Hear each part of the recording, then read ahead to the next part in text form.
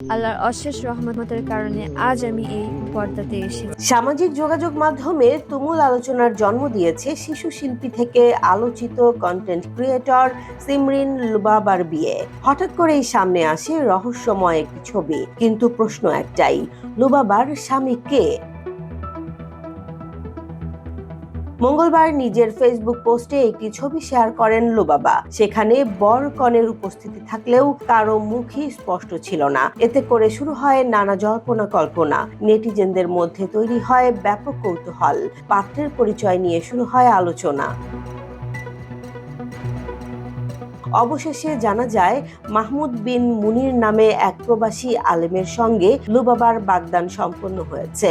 বিষয়টি নিজেই নিশ্চিত করেছেন মাহমুদ বিন মুনির। তিনি জানান, দুই পরিবারের সিদ্ধান্তে ঘরোয়া পরিবেশে এই বাগদান হয়েছে এবং আইন অনুযায়ী নির্ধারিত সময়েই বিয়ে সম্পন্ন হবে।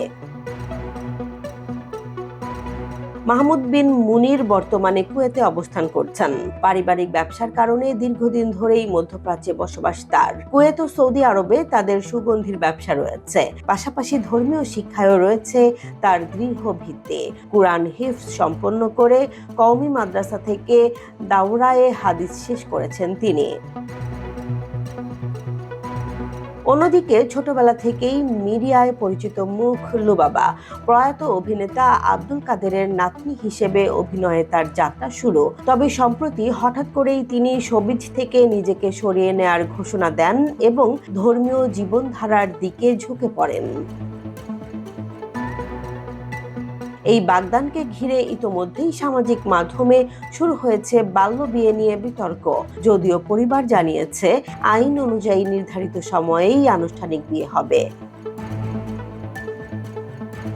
সব মিলিয়ে লুবাবার ব্যক্তিগত জীবনের এই নতুন অধ্যায় যেমন ভক্তদের চমকে দিয়েছে, তেমনি তৈরি করেছে নতুন প্রশ্ন ও আলোচনা, যার প্রভাব এখনো চলছে সামাজিক মাধ্যমে।